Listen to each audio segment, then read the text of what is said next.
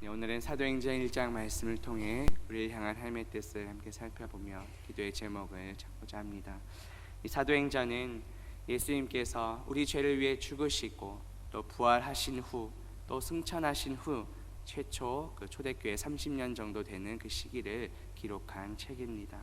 바로 앞에 누가복음의 저자였던 그 누가가 이어서 이 사도행전도 기록을 했습니다.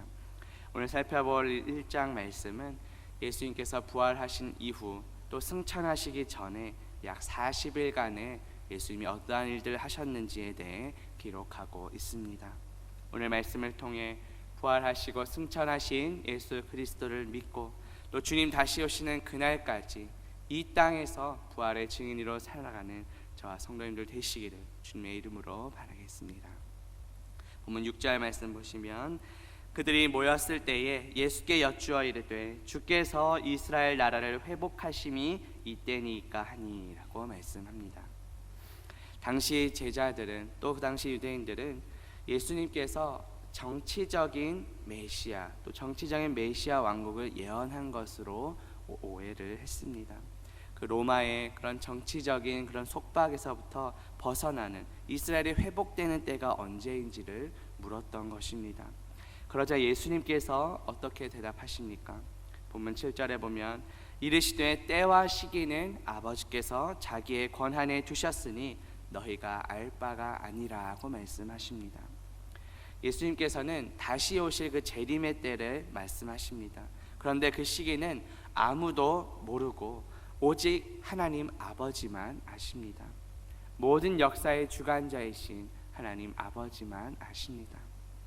제자들은 주께서 이스라엘을 회복하심이 이때입니까? 라고 질문을 했는데 예수님께서는 자신이 오실 그때 재림의 때는 너희가 알 바가 아니다 이렇게 대답하신 것입니다. 그리고 이어서 본문 8절에 보시면 오직 성령이 너희에게 임하시면 너희가 권능을 받고 예루살렘과 온 유대와 사마리아와 땅 끝까지 이르러 내 증인이 되리라 하시니라고 말씀합니다. 그러니까 이 말씀 너무도 유명하게 잘 알고 있는데요. 예수님께서는 그 제자들의 질문에 대해 종말이 언제인지 그 때를 아는 것이 중요한 것이 아니라 바로 너희가 부활의 증인으로 살아가는 것이 더 중요함을 말씀하신 것입니다. 여기서 이 권능은 바로 예수님께서 승천하신 이후에 우리에게 보내주신 그 성령님의 능력을 가리킵니다. 그런데 예수님께서는 그 성령의 능력을 통해 우리가 복음을 전할 때 어떤 예루살렘이나 그 유대 지역 가까운 곳에만 국한시키지 않으셨습니다. 당시 유대인들이 멸시하고 증오했던 그 사마리아 지역도 포함이 되어 있고 심지어 땅 끝까지 전파하라고 명령하십니다. 이 명령이 이후에 어떻게 실현이 됩니까? 사도행전 8장 1절에 보면 그날에 예루살렘에 있는 교회에 큰 박해가 있어 사도 외에는 다 유대와 사마리아 모든 땅으로 흩어졌다라고 말씀합니다. 예루살렘 교회가 이후에 큰 핍박을 받아서 사방으로 흩어지게 되는데 성령님께서는 그 흩어짐을 통해 복음이 전 세계적으로 전파되게 하신 것입니다. 성령님의 능력을 통해 우리는 가까운 이웃이나 지역뿐만 아니라 땅 끝까지 전 세계에 우리는 복음을 전할 수 있게 되는 것입니다.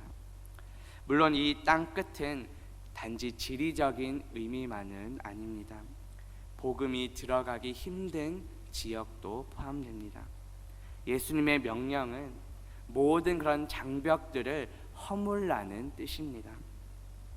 당시 유대교의 본거지였던 그 예루살렘의 복음을 전하라는 것은 그런 종교적인 장벽을 허물라는 뜻입니다.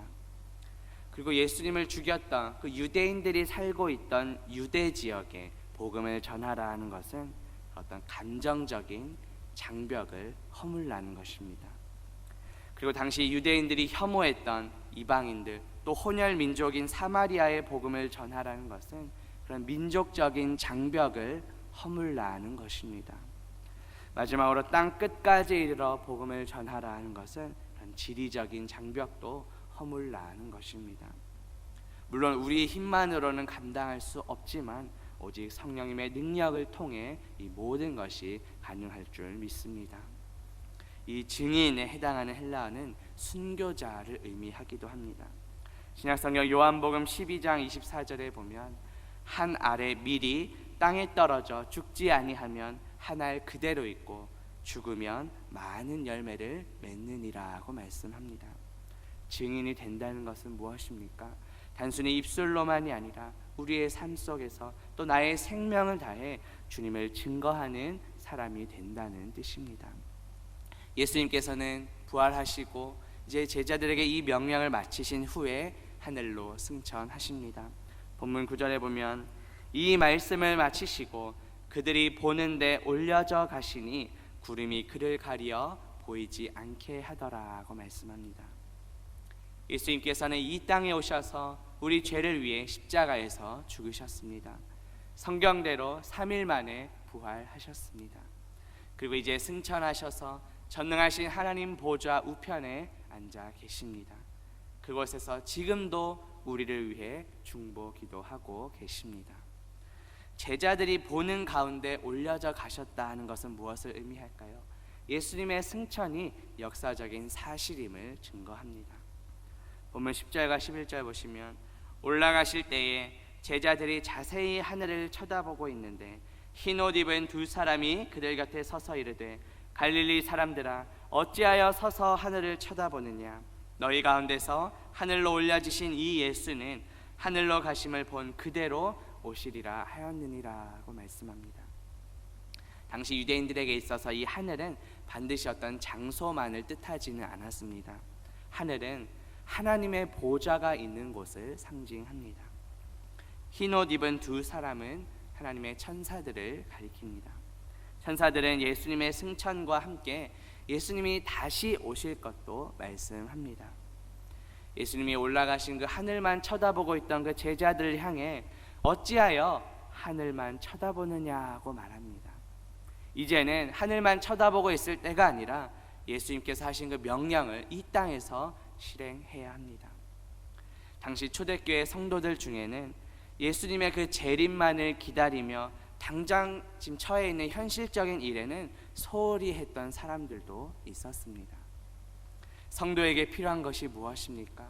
하늘만 쳐다보고 있는 것이 아니라 주님 다시 오시는 그날까지 이 땅에서 주님의 그 명령을 우리가 순종하는 것입니다.